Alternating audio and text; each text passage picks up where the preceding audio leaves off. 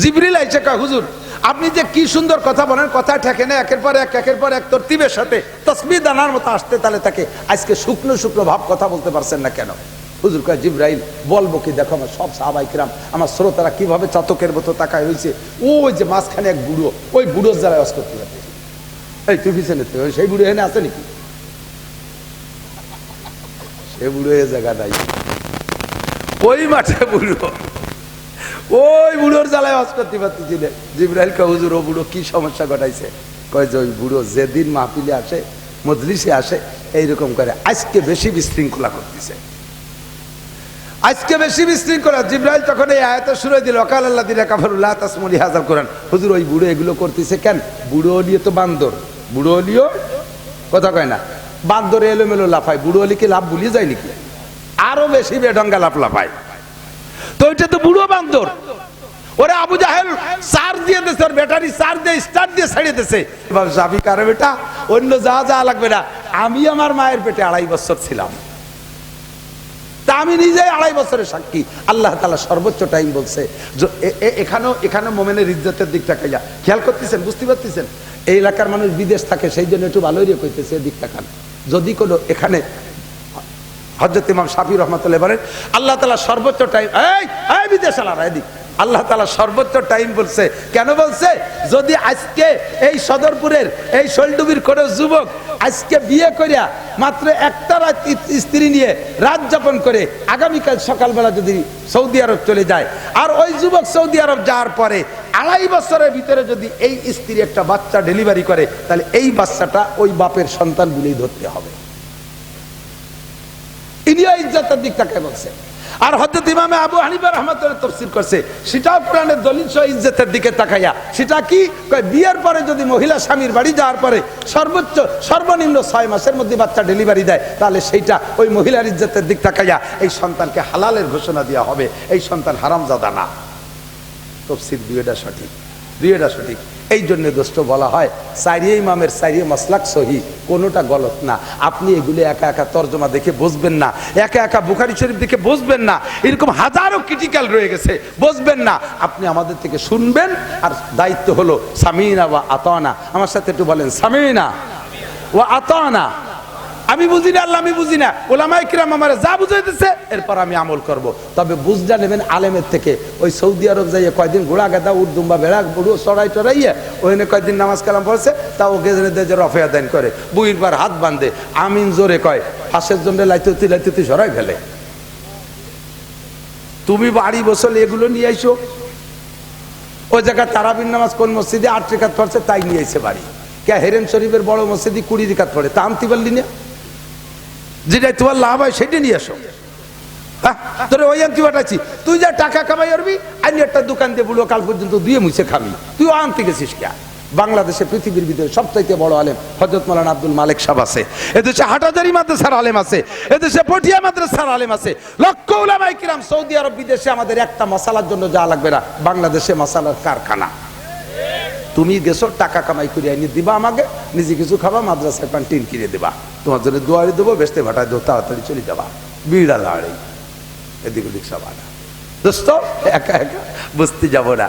আল্লাহ তাআলা আমাদের সহি বুঝ নেওয়ার তৌফিক দান করে, বলেন আমিন। কষ্ট হয়েছে নাকি আপনাদের? আল্লাহ আমাদের হৃদায়ত দান করুক, বলেন আমিন। তো 30 পারা কোরআন শরীফ একা বুঝতেও যাব না, তবে পড়বো, তেলাওয়াত করবো, তেলাওয়াতে লাভ আছে। এই আরেক দল বের হইছে, কোরআন শরীফের তরজমা না বুঝে বললি কোনো নেকি হবে না, ও আর ওর আব্বা ফতোয়া দিছে, তোকে চুলোর ফিটির ফতোয়া বাদ দে। নবী পাক যদি তোরে হাতের মাথায় পাইতো, আমার নবী তো কেউ মারে না, তোরে থাপড়ায় দাঁত ফেলাই দিত। এই কথা যদি সার্কুলার দেওয়া হয় যে তর্জমা না বুঝে পড়লি নেকি হয় না, তাহলে কয়জন মানুষ তর্জমা ভর্তি পারবেন বলেন? যারা এমনি একটু তিলাওয়াত করেন সবাই বাদ দিয়ে বসে থাকবে না? এ বললি যদি কিছু না হয় তো দিয়ে তো ঘাটি পিটে ভরবো কে?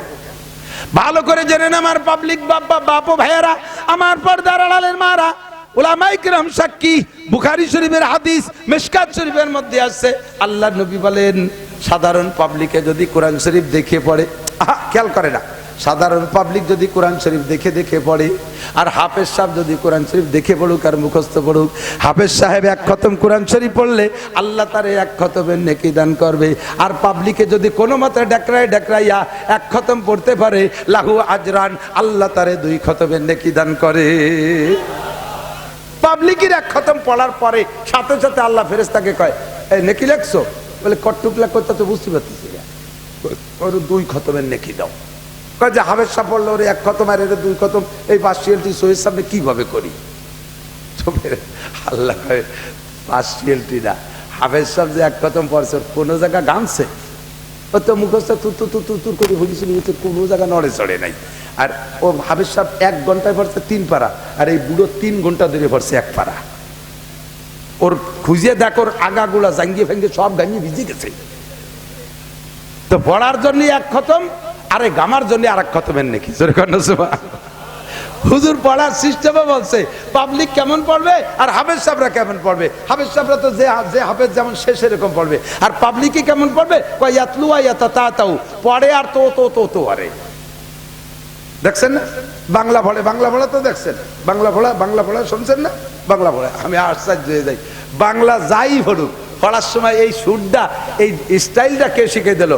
শোলডুবি এমনে এমনে, তাফিজুল কোরআন এমনে এমনে, কোরআন মাদ্রাসা এমনে এমনে, বাংলা পড়ার ফাঁকে এমনে এমনে এমনে। এর তর্জমা জানেন? তার মানে আইএ পাস করি এমনি এমনি, বিএ পাস করি এমনি এমনি, এমএ পাস করি এমনি এমনি, এতে কোনো চাকরি হবে না, পরে 20 লাখ টাকা লাগবে, সব পড়ছি এমনি এমনি। তো পাবলিক কোরআন শরীফ পড়ে, পড়ে আর তো আরে, একটু এজে একটু মতন, একটু এজে একটু মতন। আলহামদুলিল্লাহ রাব্বিল আলামিন আর রহমান মিম খারজার মান উরাজের নির আর রহমানির রহিম মালিকে মিম খা মা মিম খারজার মা আলহামদুলিল্লাহ মালিকি। এই কুত্তি তুতলাতি ওর আউয়াল আখের গামিয়ে গেছে, আল্লাহ করে 2 খতমে লিখে দিয়ে দেয়।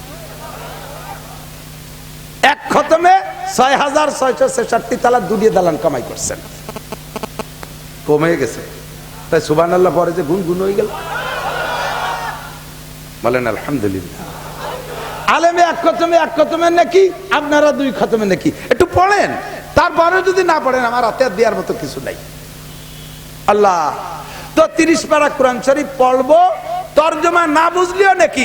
এমনই একটা বই, এমনই একটা কিতাব, যেই কিতাবটারে যেভাবে পড়েন বিশ্বনবী বলেন আরে পুরো কিতাব পড়া লাগবে না, তুমি ওর থেকে একটা হরফ পড়ো। মান করা হরফাম মিন কিতাবিল্লাহ ফালাহু হাসানাতুন ওয়াল হাসানাতু বিআশরি আমসালিহা। যে আমার কালামে পাক থেকে একটা হরফ পড়ে, আল্লাহ তাআলা তাকে 10টি নেকি দান করে। তর্জমা না বুঝে পড়লে যদি নেকি না পাওয়া যায়, তাহলে তুমি বলো একটা হরফে নবী বললেন 10 নেকি, বলো একটা হরফের কি তর্জমা? বরঞ্চ একটা কাটা হরফ যে সমস্ত সূরার শুরুতে আছে তার তর্জমার পিছনে নামতে নিষেধ করা হয়েছে। আল্লাহু আ'লামু বিমুরাদিহি বিযালিকা। যেমন আলিফ লাম মিম আছে না, এতে কি জের জবর দেয়া আছে? কোন কোরআন শরীফে আছে? আলামা, উলিমা, আলিমা এরকম আছে? কোন জের জবর পেশ দেয়া নাই, কাটা হরফ। এই 3টাকে পড়ার পরে হুজুর নিজেই বলছেন এই আলিফ লাম মিম রে তুমি একটা হরফ মনে করো না, বরঞ্চ তুমি জানো আলিফুন হরফুন, লামুন হরফুন, মিমুন হরফুন, 3টে হরফ। বরঞ্চ 3টে হরফের মধ্যে আরো এক একটা হরফের, প্রত্যেকটা হরফের মধ্যে 3-3টে হরফ আছে। এই আলিফ লাম মিম 3টে হরফ পড়লে 9টা হরফ পড়া হয়ে যায়, তোমাকে 90টা নেকি দান করা হবে। কিরম 9টা হরফ পড়া হয়? আলিফ রে এজে করেন, আলিফ জবর লাম জের ফা 2 পেশ আলিফুন, তাহলে এক আলিফ লিখতি 3 অক্ষর, লাম লিখতি লাম আলিফ জবর লাম মিম 2 পেশ লামুন আর 3 হরফ, মিম লিখতি মিম ইয়েজের মি তারপরে মিম 2 পেশ মিমুন, তা লিখতি আর 3 হরফ। তাহলে আলিফ লাম মিম দেখতে 3 হরফ, ভিতরে রয়েছে 9 হরফ, পড়লে তোমাকে 90 নেকি দেওয়া হবে। আমি যে সূরা পড়ছি এই সূরার নাম হলো সূরা কলম। সূরা এর শানে নুজুল হলো, বলবো শানে নুজুল। সূরা বা আয়াতের এই আয়াতটা নাজিল হলো কেন, এই কেন ঘটনার নাম হলো শানে নুজুল। আর হাদিসটা হুজুর বললেন কেন, এই কেন বর্ণনার নাম হলো শানে উরুদ, মুফাসসিরিনদের পরিভাষায়। তো শানে নুজুল হলো সূরা, এদিক খেয়াল করেন, হুজুর আলাইহিস সালাতু ওয়াস সালাম কোরআন শরীফ যখন পড়ে সে সময় তার মুসলমানের পাইকারি দরে নাই, সবই তো কাফের। তো হুজুরের তিলাওয়াতের নুরানি আওয়াজে কাফেররাও আড়ালে আড়ালে এসে শুনতো, অনেকে মজা পাইতো কিন্তু হিদায়ত পাইতো না। আবার অনেক ওই তিলাওয়াত শুনেই আইছে কয় মোহাম্মদ আর কোনো কথা নাই, আমারে কলেমা পড়াই দেন, লা ইলাহা ইল্লাল্লাহ মুহাম্মাদুর রাসূলুল্লাহ। পড়ছেন সবাই আমার সাথে পড়ছেন? যেই পড়ছেন 4000 নেকি পেয়ে গেছেন। সুবহানাল্লাহ বলছেন, জান্নাতের মধ্যে একটা গাছ লাগানো হয়ে গেছে, আরেকটা লাগানো হয়ে গেছে, এই লাগানো তিতালে রয়েছে। আল্লাহ নবী আলাইহিস সালাম যখন বয়ান করেন, তেলাওয়াত করেন, এই তেলাওয়াত শুনে কাফের মুসলমান হয়ে যায়। এখন এইভাবে দলে দলে লোক মুসলমান হইতেছে দেখিয়া মিস্টার আবু জাহেল দারুন নদওয়ার ভিতরে কাফেরদেরকে ডেকে বলছে, মুহাম্মদ যখন তেলাওয়াত করে ওর মধ্যে যাইয়ে উদ্ভট চিল্লে পাল্লা করবি, হই হুল্লা করবি, শোরগোল করবি, মুখে মুখে তর্ক করবি, পাশা ফিরে দিয়ে বসে থাকবি, ফুটফুট করে বাদাম খাবি, খেজুর খাবি, ঘন ঘন পেশাব করতে যাবি, আর আইসে সামনের বার ভাষা ফিরে দিয়ে বসে থাকবি। এইরকম এলোমেলো করতে পারবি কিনা? যদি এই করতে পারিস তাহলে তোরা জিততে পারবি, আর নাহলে কিন্তু মুহাম্মদ জিতে গেল বলে দেশের সব তার দলে চলে যাবে। ওয়াকাল আল্লাযীনা কাফারু লা তাসমাউ লিহাযাল কুরআন ওয়ালগাউ ফীহি লাআল্লাকুম তাগলিবুন। কাফেররা বলে দিল, অর্থাৎ মিস্টার আবু জাহেল বলল, মুহাম্মদ যখন কোরআন তেলাওয়াত করবে, কোরআনের তাফসীর করবে, কোরআনের মাহফিল করবে, কোরআনের বয়ান করবে, ওই সময় মাঝখানে যাইয়া চিল্লে পাল্লা করবি, শোরগোল করবি, লাআল্লাকুম তাগলিবুন, তাহলে তোরা বিজয় লাভ করবি। এই অর্ডার আবু জাহেল দেওয়ার পরে সবচাইতে বেশি এই হুকুমের তামিল করছে যেই লোকটা, ওই লোকটা একদিন মাঠের মধ্যে বসা, হুজুর ওয়াজ করতেছে, জিব্বে শুকিয়ে আসতেছে, কথা বলতে পারতেছে না, আমার একটু পানি দিন, আমারও শুয়ে।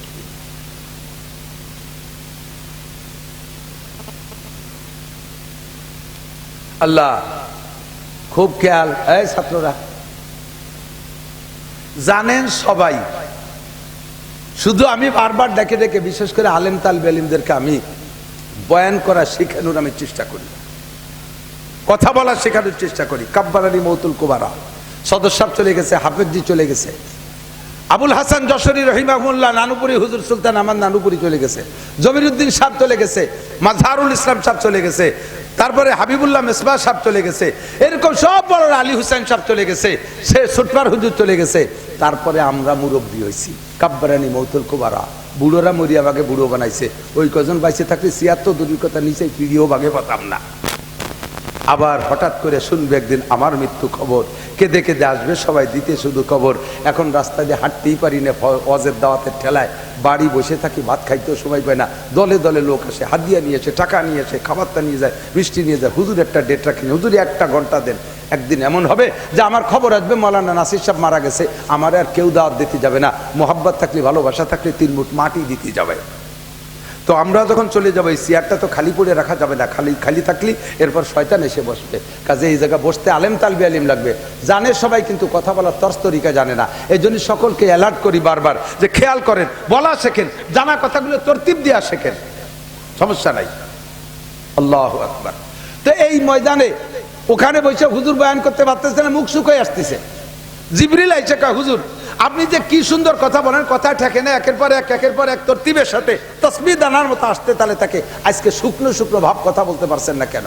হুজুর কয়, জিবরাইল বলবো কি, দেখো আমার সব সাহাবায়ে কেরাম, আমার শ্রোতারা কিভাবে চাতকের মতো তাকায় হয়েছে, ওই যে মাঝখানে এক বুড়ো, ওই বুড়োর যারা ওয়াজ করতে পারছে। এই তুই পিছনে সেই বুড়ো এখানে আছে নাকি? সে বুড়ো এ জায়গা নাই, ওই মাঠে বুড়ো, ওই বুড়োর জ্বালায় ওয়াজ করতে পারতেছি না। জিবরাইল কয়, হুজুর ও বুড়ো কি সমস্যা ঘটাইছে? কয় যে ওই বুড়ো যেদিন মাহফিলে আসে, মজলিসে আসে, এইরকম করে আজকে বেশি বিশৃঙ্খলা করতেছে, আজকে বেশি বিশৃঙ্খলা। জিবরাইল তখন এই আয়াত শুরু দিল, ওয়াকাল আল্লাযীনা কাফারু লা তাসমাউ লিহাযাল কুরআন। হুজুর ওই বুড়ো এগুলো করতেছে কেন? বুড়ো হলিও তো বান্দর, বুড়ো হলিও কথা কয় না, বান্দরে এলোমেলো লাফায়, বুড়ো হলি কি লাভ ভুলিয়ে যায় নাকি? আরো বেশি বেঢঙ্গা লাফায়। তো ওইটা তো বুড়ো বান্দর, ওরে আবু জাহেল চার্জ দিয়ে দিয়েছে, ওর ব্যাটারি চার্জ দিয়ে স্টার্ট দিয়ে ছাড়িয়ে দিয়েছে। আপনার মজলিসে বসে শোরগোল করবে, আপনাকে পাগল বলবে, আপনাকে জাদুকর বলবে, আপনাকে কি বলে সাহের বলবে, আপনাকে কবি বলবে, এইগুলো বলার জন্য ওরে শিখিয়ে দিয়েছে। ওই বুড়ো এসে শয়তানি করতেছে।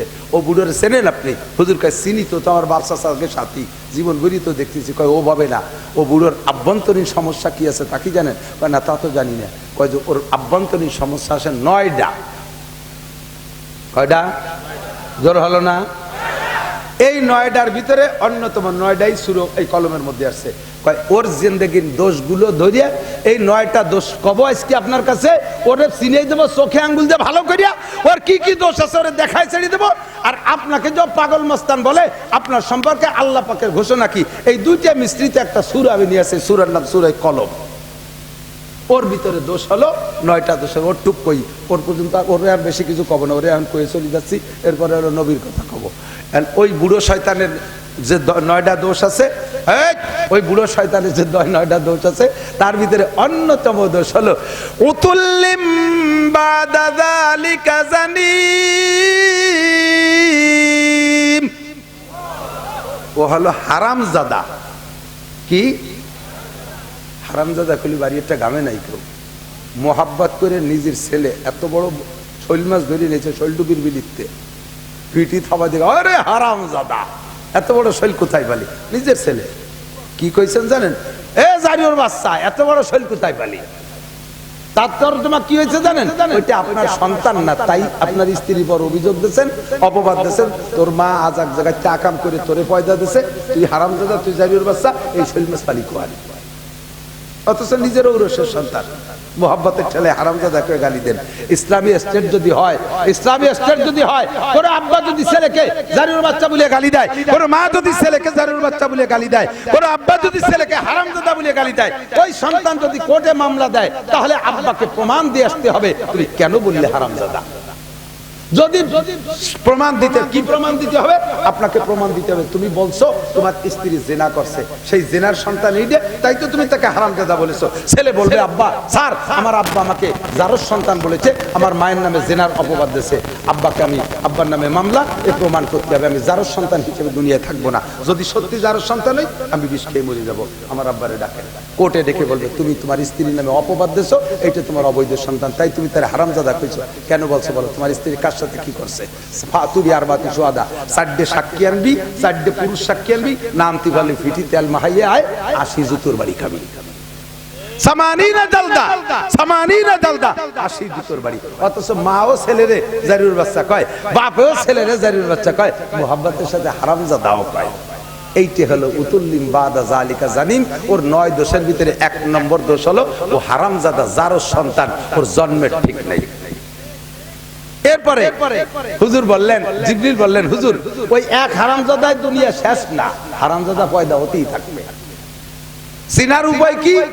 কয় কিয়ামত পর্যন্ত মুসলমানের ঘরে জন্ম নিও, যদি কোন মুসলমানের সন্তান মুসলমানের ঘরে জন্ম নেছে, মুসলমানের ঘরে জন্ম নেছে, সে যদি ধর্ম নিয়ে কটূক্তি করে, ইসলাম নিয়ে কটূক্তি করে, কুরআন নিয়ে ব্যঙ্গ করে, আল্লাহ নিয়ে উপহাস করে, নবীর সুন্নাত দিয়ে ঠাট্টা করে, আলেম উলামাকে গালি দেয়, ইসলামী ধর্ম সম্পর্কে কোনো খারাপ উক্তি করে, তাহলে বুঝবেন আপনি বলতে না পারলেও আপনি জেনে নেন ওর জন্মের মধ্যে দোষ আছে, ওটা হারামজাদা, অবশ্যই হারামজাদা। ও যদি হারামজাদা না হইতো তাহলে আলেম উলামার সাথে আদাওয়াতি করতো না, ইসলাম সম্পর্কে কটূক্তি করতো না, ইসলামী শাসন ব্যবস্থার মোকাবেলায় কথা বলতো না, অবশ্যই তার জন্মের মধ্যে দোষ আছে।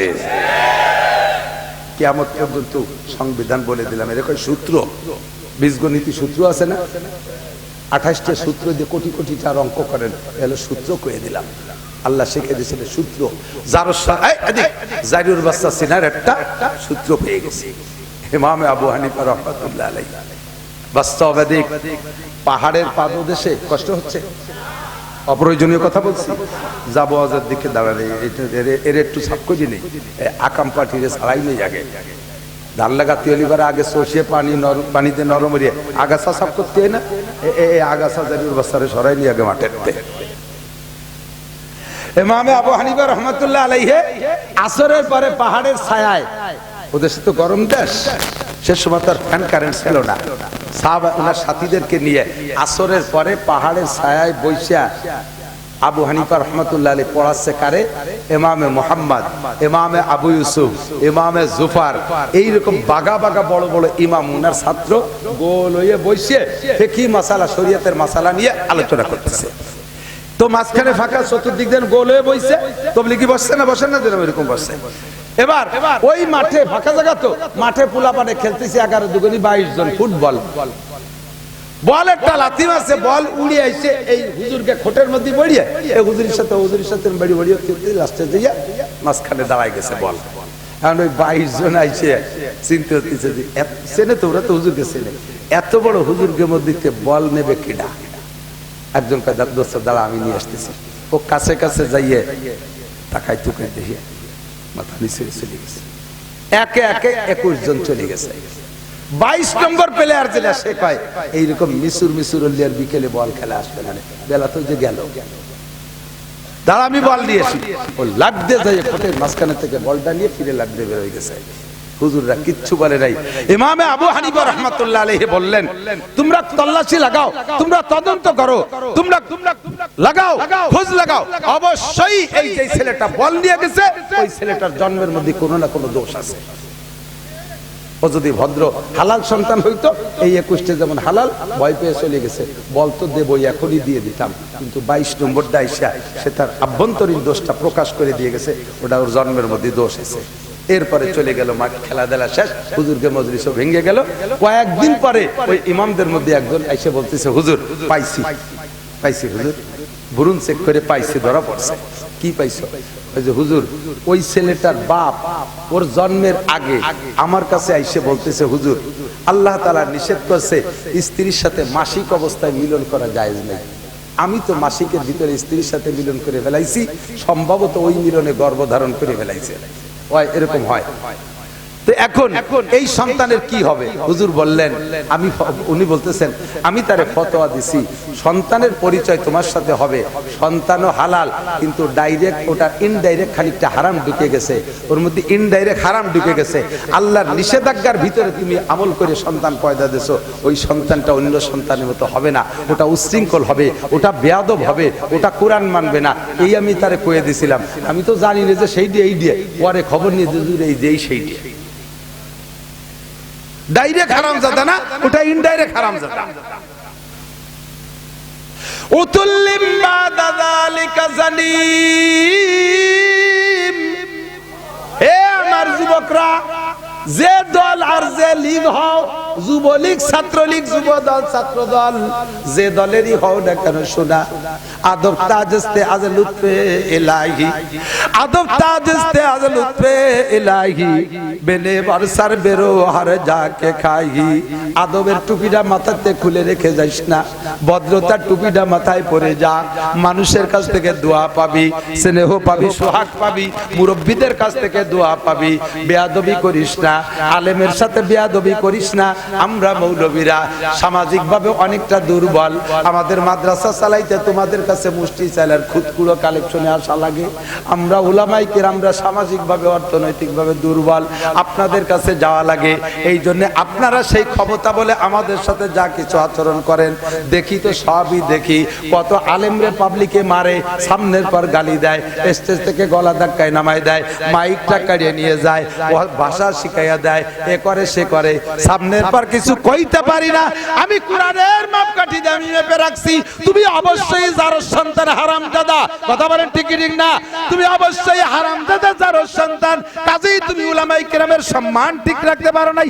আমার সাথে বেয়াদবি করেছো, আমার উস্তাদের সাথে বেয়াদবি করেছো, আমার অমুক মুরব্বির সাথে বেয়াদবি করেছো, ক্রেডিট জানতেছো দিছি হুজুরে থাপ্পড় দিয়ে ফেলাইয়া, কিছু আসে যারা হুজুর তাতে মরে নাই, তবে তুই যে হারামজাদা জারির বাচ্চা, এইটা আমি ভালো করে প্রমাণ করতে সক্ষম হয়েছি।